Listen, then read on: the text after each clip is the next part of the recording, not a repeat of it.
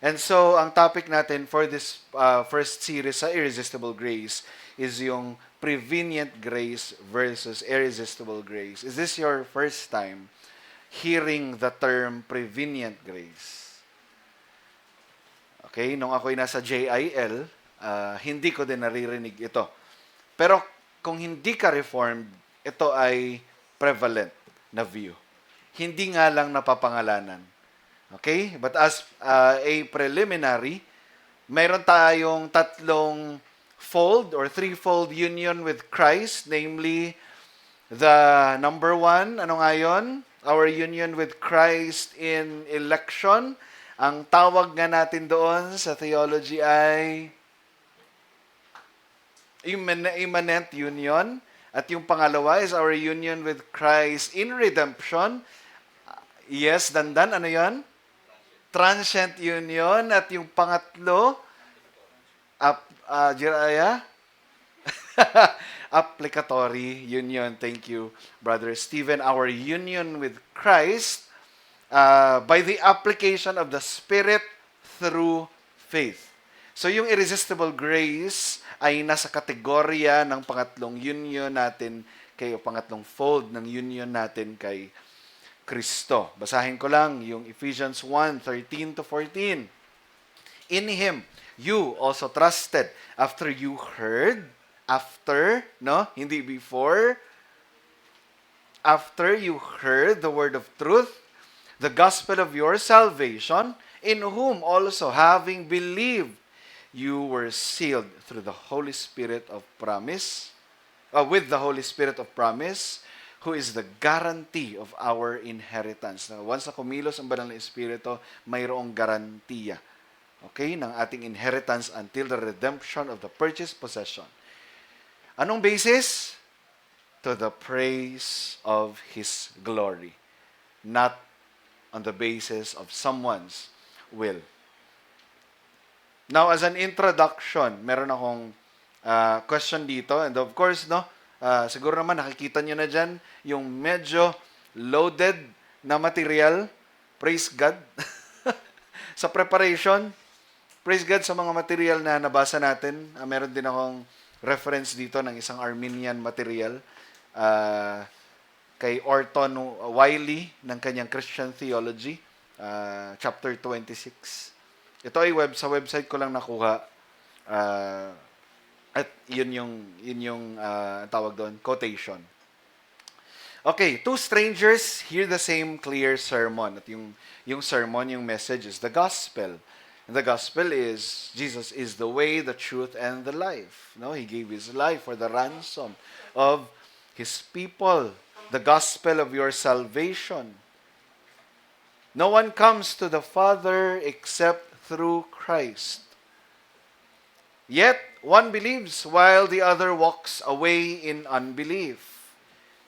Two boys, even twins, are raised in the same home, under the same parents, and receive the same religious instruction. Yet, one loves God, while the other still hates God. Now, there's a question beneath that. Why do two people exposed to the same truth or gospel and living under the same circumstances respond so differently? Why does one embrace Christ and another rejects Christ? This is one of the most important questions in theology.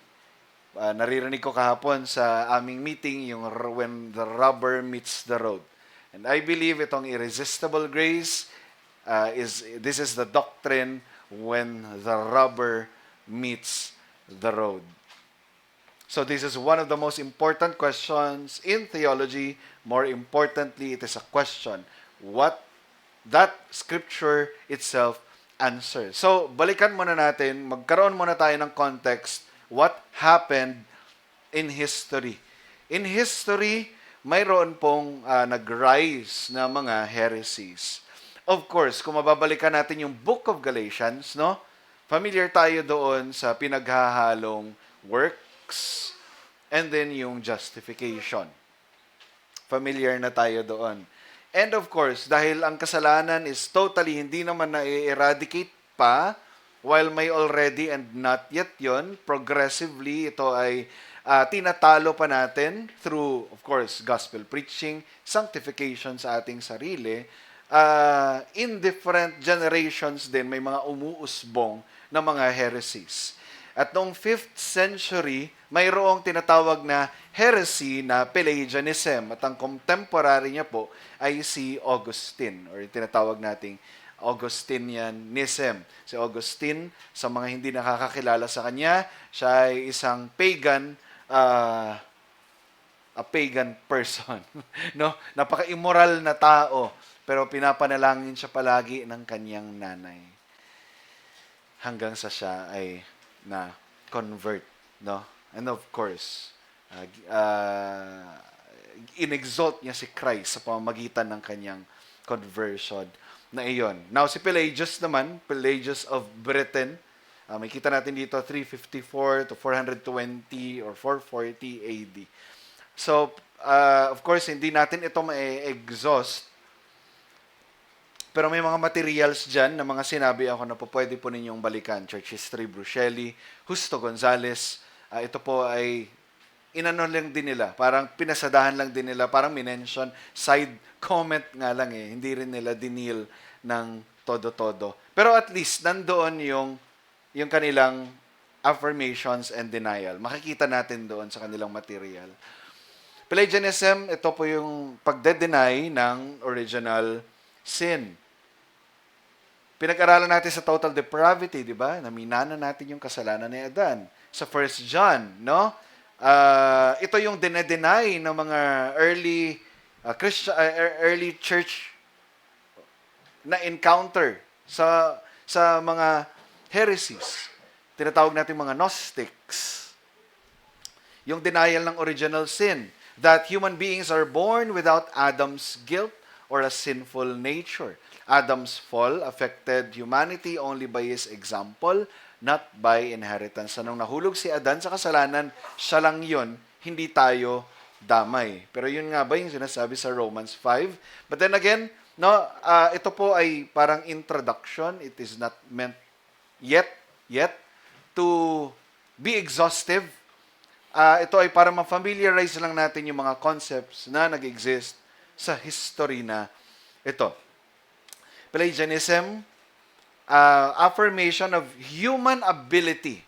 So, totally opposite dun sa doctrine of total depravity or total inability.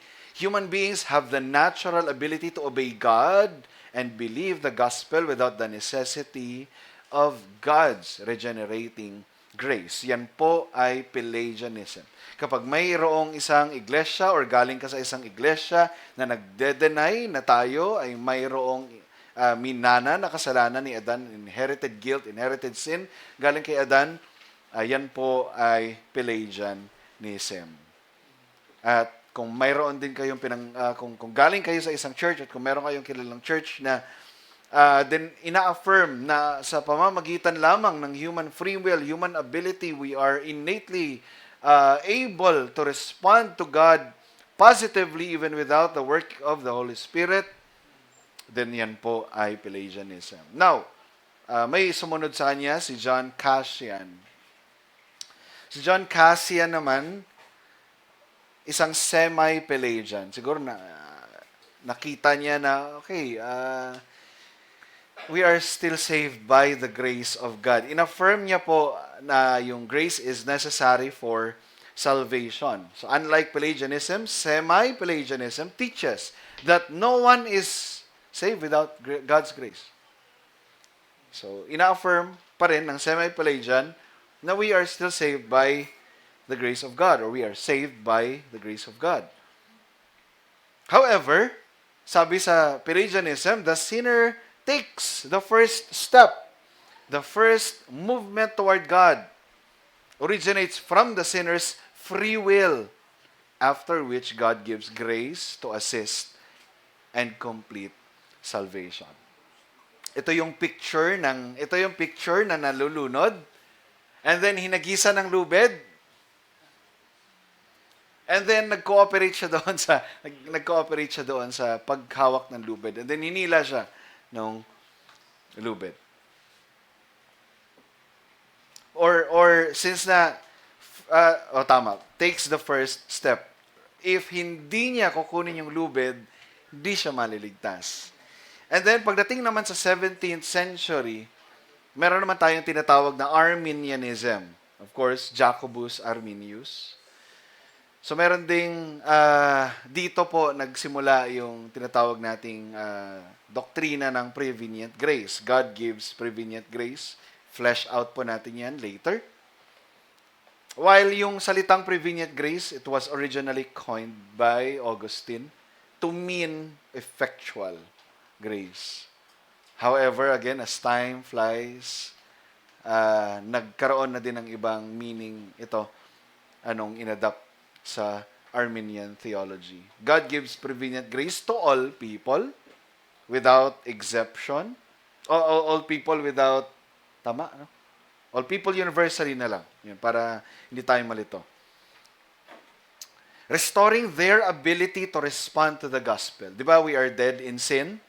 So, ang trabaho nitong prevenient grace is i-enable ang isang tao na ma-exercise ang kanyang free will to exercise his faith and to reject Christ. So, twofold function.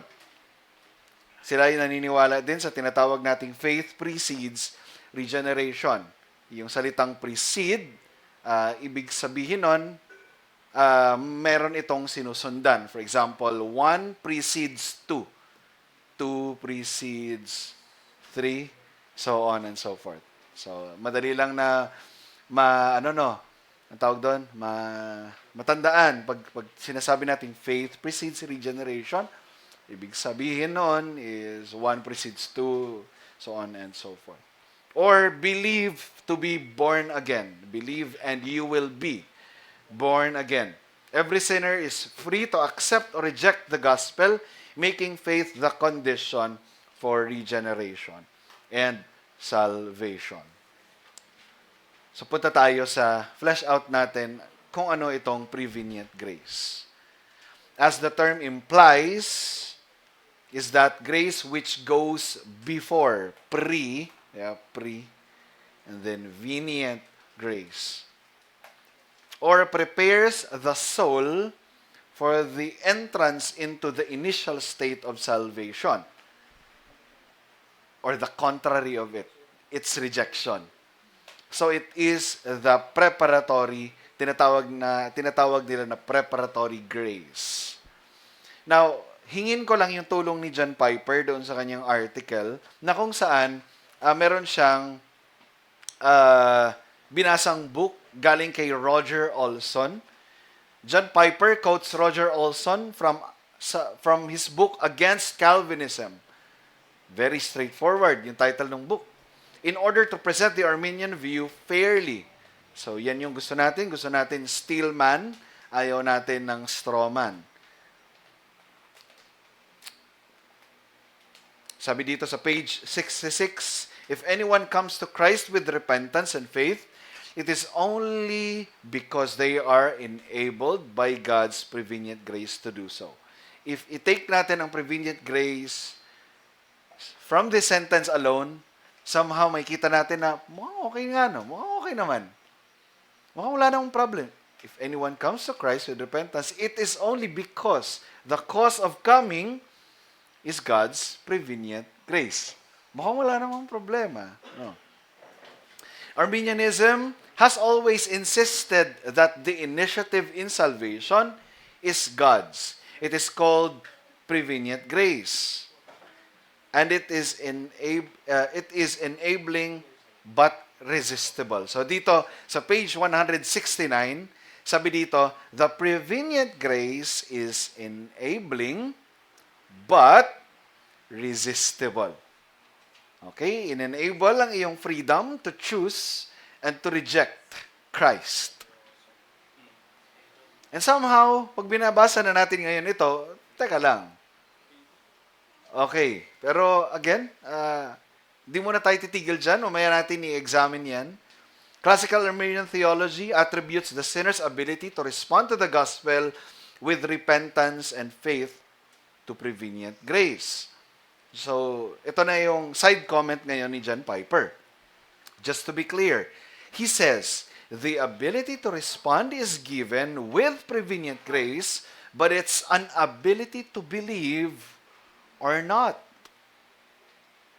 Prevenient grace, quoting again, page 67, prevenient grace is the illuminating, convicting, calling, enabling power of the Holy Spirit working on the sinner's soul and making them free to choose saving grace, but then again, to reject it.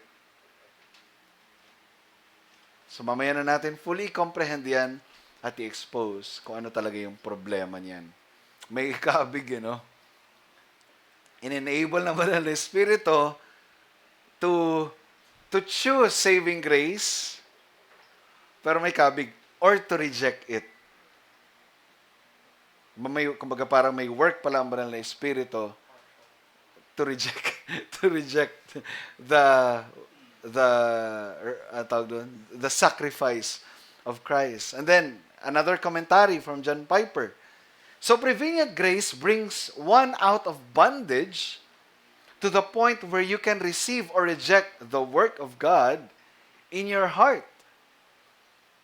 Now, tinawag ito ng author ni Olson na partial regeneration. Again, hindi po galing kay John Piper or sa akin yung term na partial regeneration, galing po sa author.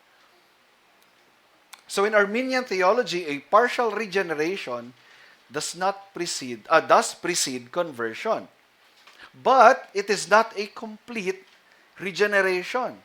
It is an awakening and enabling, but not an irresistible force. Prevenient grace is God's powerful, attracting, and persuading power that actually imparts free will to be saved or not. Page 171. And chinampion po ni John Wesley itong prevenient grace na ito. John Wesley affirmed original sin including total depravity. So wag po nating i-misrepresent ang mga Arminians, ang mga Wesleyan. Ina-affirm po nila ang doctrine of total depravity. However, pwede natin ito pag-usapan later sa Q&A natin.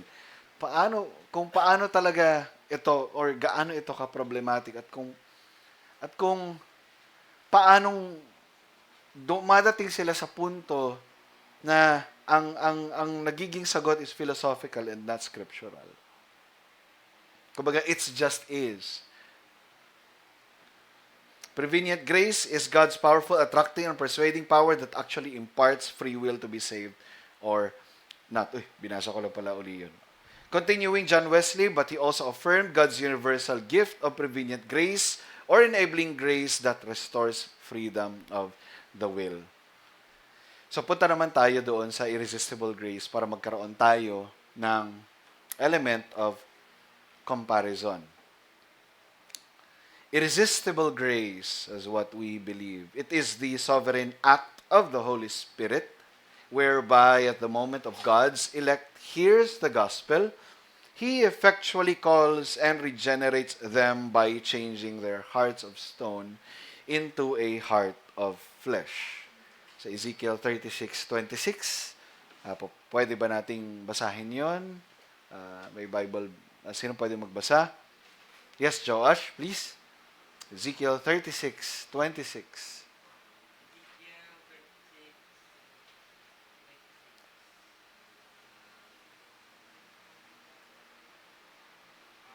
And I will give you a new heart, and a new spirit I will put within you, and I will remove the heart of stone from your flesh and give you a heart of flesh. Thank you, Brother Joash. Makikita natin doon yung series of I will put within you, I will give you, I will. No? Not we will, we will. Hindi tayo, no? Kundi God's will. He does not, so irresistible grace, kasi baka mamaya ma-misrepresent naman tayo na, okay, since it is irresistible, ibig sabihin pala, may element of forcing. No. May element of forcing na ayaw, di ba, totally depraved tayo. Ayaw natin sa Diyos, kaaway natin yung Diyos, ayaw natin siyang sambahin. So paano itong irresistible grace? If this is irresistible, then therefore, parang nakikipaglaban ako sa freedom ko. Ganun yung parang picture. No, na parang, okay, si Dandan, papuntang kalsada, and then ginagawa ko is, hinihila ko siya, sinasabi ni Dandan, ayoko nga pumasok sa bahay. Tapos ako, hindi, pumasok ka sa bahay. Parang nagiging ganun yung picture. You cannot resist me. Pero yung picture actually ni Dandan, no, it's a picture of resistance. So, make no mistake na ang irresistible grace ay hindi siya tumutukoy doon sa mere act of resistance ng isang sinner sa grace ng Diyos. Araw-araw, ang isang totally depraved person ay nire-resist ang gospel, ang truth. Every time nanonood tayo ng TV, pinoproclaim yung kasalanan. It's showtime, no? Minamock yung heaven, minamock yung glory ni Christ. That's an indication of the deadness of a person who is dead in sin, totally rejecting the grace of God being offered as a salvation. Pero hindi yun yung ibig sabihin ng irresistible grace, yung kinote natin kanina, Ezekiel 36:26, God, in His sovereign will, in His sovereign act, the Holy Spirit, whereby at the moment of God's elect hears the preached gospel in his heart, He effectually calls at binago niya itong pusong batong ito at pinalitan niya ng pusong laman. At itong puso na ito na dating umiibig sa kasalanan, nanonood ng malaswa, nagmumura, galit palagi sa kanyang kapatid, at sa Panginoon ngayon ay umiibig na sa Diyos. Pinaglalabanan na yung kasalanan. Inire-remind ang kanyang sarili sa gospel and mercy ng Diyos na hindi ko mapagtatagumpayan to, Lord, kung wala ang iyong biyaya. That is irresistible grace. He does not coerce or force sinners against their will, rather by overcoming their spiritual deadness. Ito yung na-accomplish ni Christ. He overcome death. Just as He overcomes death, in-overcome niya rin yung death or deadness ng ating hearts. Blindness, resistance to God. He graciously opens their eyes to the reality of their own sinfulness and their desperate need for Jesus Christ, our Savior. So walang coercion na nangyayari, walang forcing na nangyayari. Yung dating unwilling, naging willing. In renewing their hearts, He transforms their desires so that they willingly, joyfully, and certainly repent and believe in Christ. Thus, faith is not the cause of the new birth, but its fruit. Ulitin ko. Thus, faith is not the cause of new birth, but its fruit. Ephesians 2, no? Sabi doon, for we are quickened, sa King James pala yun. For you who are dead in your trespasses and sins. Pakibasa nga, Brother Ira, if you have your Bible. Pwede. King James. The infallible King James. Ephesians 2 verse 1 hanggang idiretso na natin hanggang 10, no.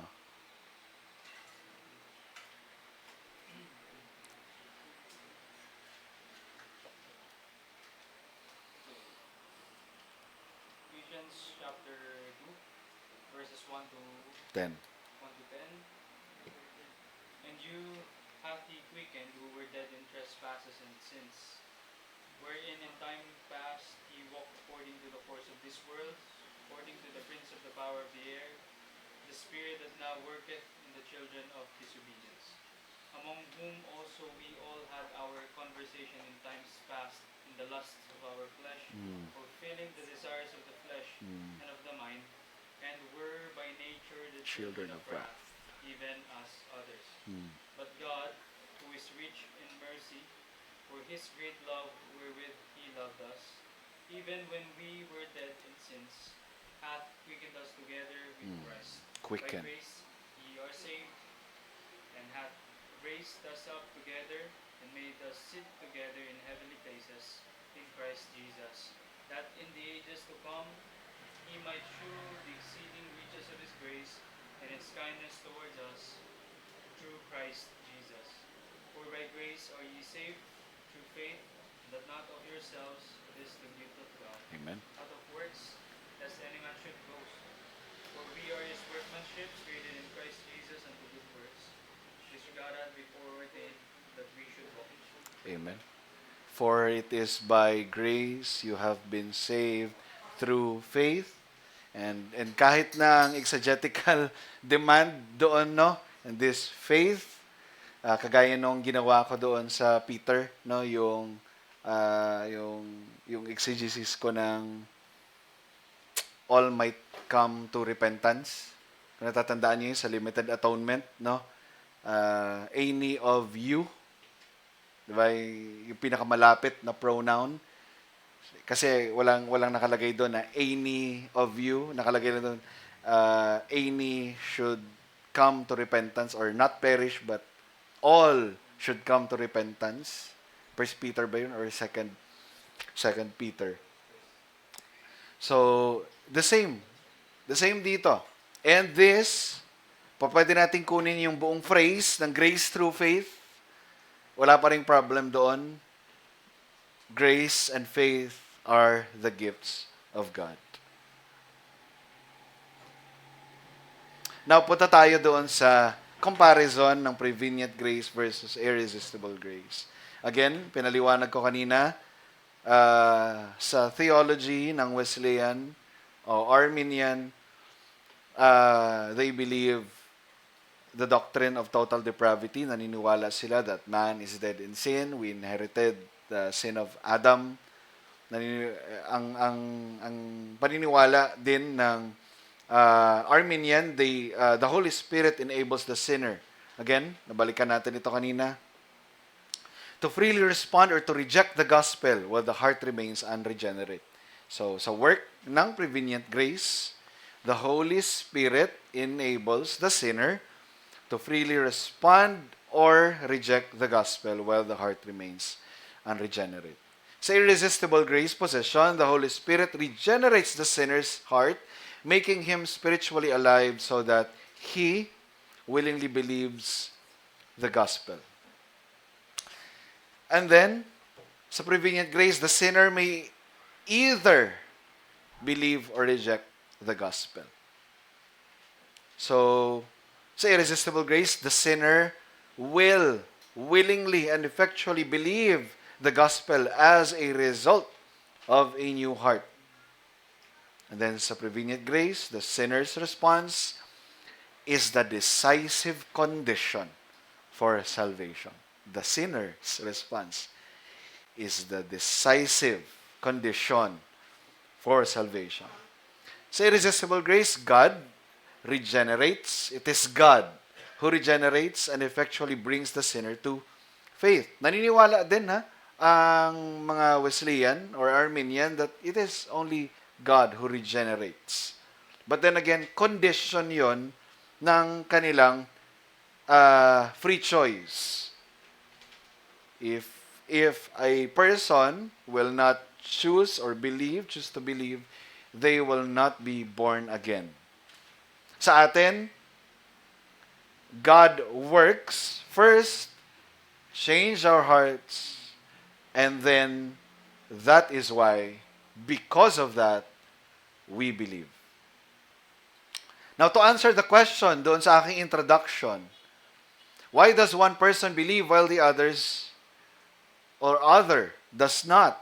Sa Arminian view, because one freely chooses to believe while the other freely chooses to reject. This is a hindi natin sila represent. No, I believe so. Sa atin, because God effectually called one by regenerating his heart, while leaving the other in his rebellion. Now, hindi natin sinasabi na ito ay hindi open for objection. Wala tayong sinasabing ganon sa ating posisyon. Unahin muna natin yung sa Arminian view. Objection. But why does, again, no? Why does one person believe and the other does not? Sabi nila, because one person freely chooses. Pinili kasi nung isa na sumampalataya eh. Yung isa, hindi eh. Pero again, question, objection, Your Honor, bakit niya ginawa yun? Bakit niya piniling sumampalataya at yung isa, hindi niya piniling sumampalataya? And of course, yung sagot doon, ultimate sagot doon, because of libertarian free will. Pinaliwanag natin sa Doctrine of Total Depravity, no, yung libertarian free will, ito yung ability to choose and to choose the opposite. Ability to choose the positive and to choose the negative. For example, ability to choose to love and then to choose to not love. No? Now, sa Diyos, walang libertarian free will. Why? Because He cannot choose to unlove. He can only choose to love. He cannot unlove. Hindi unloving ang Diyos. No, hindi siya unloving. Yung wrath niya ay holy. Grounded yon sa kanyang holiness and justice. God cannot be unjust. Cannot choose injustice. While tayo, pwede sa atin yon. But then again, bakit ba tayo nagiging unjust or nakakapag-practice ng injustice? Not simply we choose the opposite, but because it is driven ng ating nature, according sa ating doctrine of total depravity. Now, dito sa Reformed answer, objection, Your Honor. That seems unfair. Why does God regenerate only the elect and not everyone else? What's our answer to that? Sagot natin, grace by definition is never owed. Hindi ito dinedemand. If God were obligated to save everyone, salvation would no longer be grace, but justice. Kaya naman pala itong pagtrabahuan. Sinasabi naman pala ng Romans, for the wages of works is grace, then i-work in na lang natin yung ating salvation. No. God would be perfectly just to leave all humanity in their rebellion, for all have sinned and deserve condemnation. That He mercifully save any sinner is not an act of injustice toward those He passes over, but an act of sovereign grace toward those He chooses to save. Malinaw yung Ephesians 1. No? Ang basihan ng applicatory union is for the praise of His glory. For the praise of God's glorious grace. At yung basis ng damnation ng mga sinners is for the praise of God's glorious justice. Walang injustice. Now, bilang mga mananampalataya, anong lesson na makukuha natin dito? As an application, let us mortify the sin of entitlement. Yung objection kanina, no? That seems unfair. Why does God regenerate only the elect and not everyone else? It conveys a message, I am entitled to my salvation, Lord. every one of us. Bakit sila lang yung saved? Di pwede. Dapat lahat. Entitled ang lahat to be saved, Lord. So let us mortify that sin of entitlement. Paano natin ito pabababain sa ating individual na buhay? Sabi sa preaching ni John Piper na isang clip lamang, what is humility? John Piper, let me quote him, lowliness is the great opposite of sense of entitlement. Lowliness or humility, synonymous lang po yun. Lowliness is the great opposite of sense of entitlement. So, ibig sabihin, sense of entitlement is the parallel bad virtue of pride. Ang kalinya, ang kapantay niya na virtue, bad virtue, evil virtue, ay pride. At yung lowliness naman ay opposite nung sense of entitlement. Sabi ni John Piper, if you want my definition of humility, just use that one.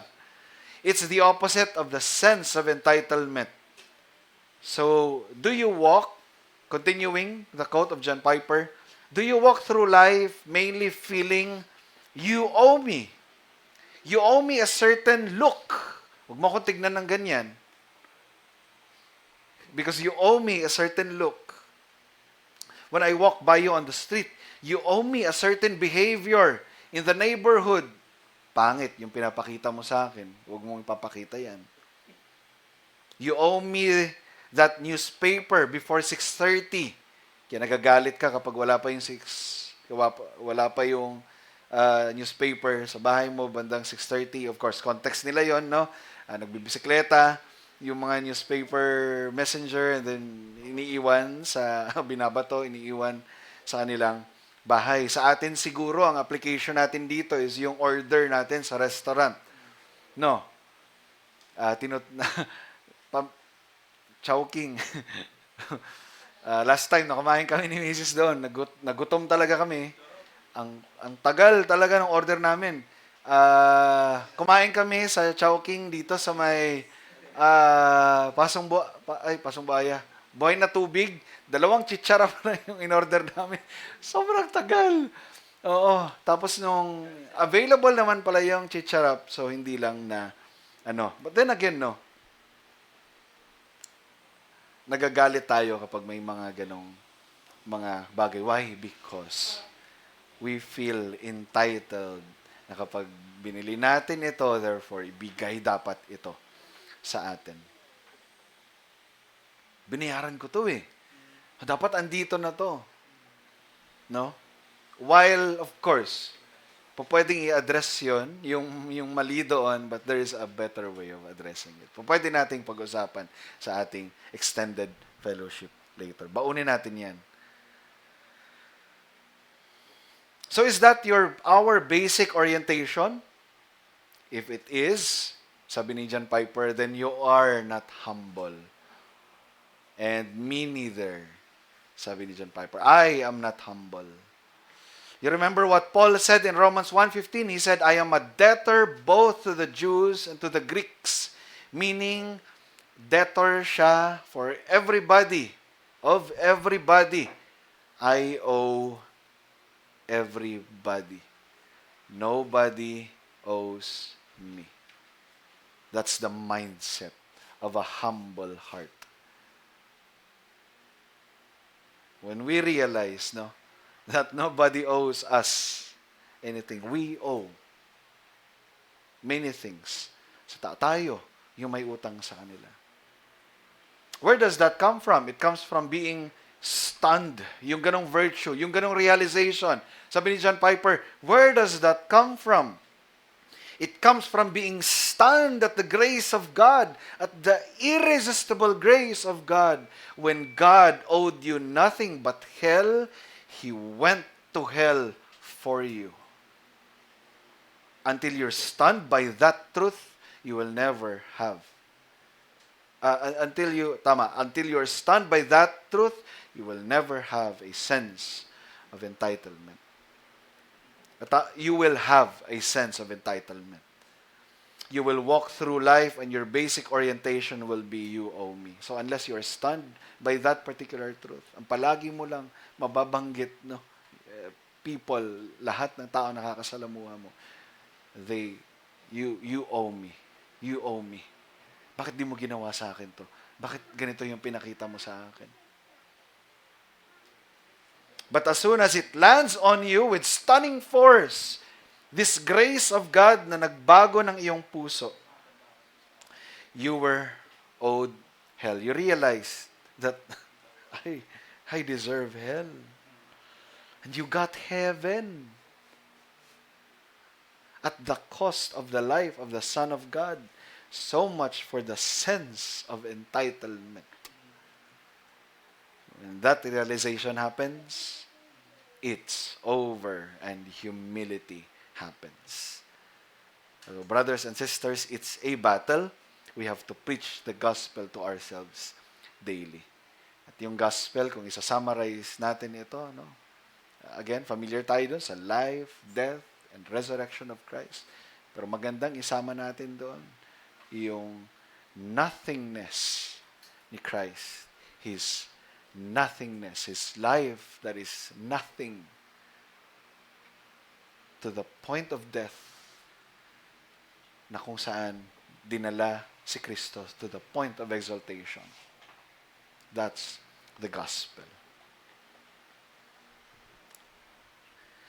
Remember that salvation is never something we can demand from God. What we deserve is judgment, not grace. Yet because of Christ, God has graciously saved us. If we have received a gift we never deserved, then we should not live as though others owe us what we think we deserve. Let us put to death, mga kapatid, let us put to death that attitude of self-entitlement that says people should treat me the way I expect. Well, it is true, no? Actually, baliktad, do unto others what you want. Pero never expect na kung hindi ka itrato ng ganon, magagalit ka. Kapag ganon yung attitude natin, then hindi talaga natin ginagawa sa Panginoon yun. Ginagawa lang natin iyon sa tao. Instead, let us cultivate humility through loving service, extending to others the same grace, patience, and forgiveness that God has shown us in Christ. Yun lamang mga kapatid, tayo po ay pwedeng tumanggap ng questions or maybe later na lang siguro para diretso na. 30 minutes, pero pag napasarap ulit, 1 hour. Sige, tayo po ay manalangin.